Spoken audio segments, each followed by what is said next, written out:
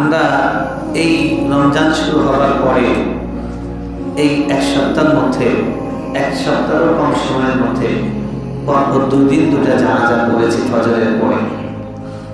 এটাই হলো হায়াত, এটাই হলো হায়াত।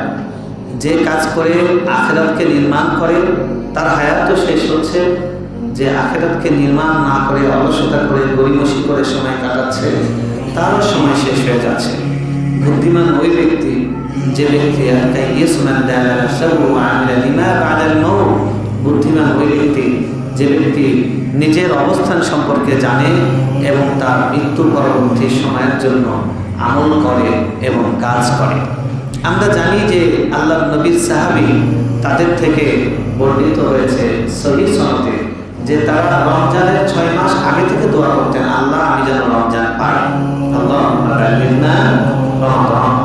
রমজান যখন পেয়ে যেতেন তারা খুশি হতেন, আল্লাহ শুকরিয়া আদায় করতেন এবং তারা বারবার ঘুরে ফিরে এই দোয়াটা আল্লাহর কাছে করতেন, আল্লাহ এই রমজানে বেশি বেশি সিয়াম, কিয়াম, সাদাকা, তেলাওয়াত এবং বিচিত্র আমল দিয়ে এই রমজানকে আমাদের জীবনের জন্য একটা শ্রেষ্ঠ পুঁজি বানাবার তৌফিক দান করেন।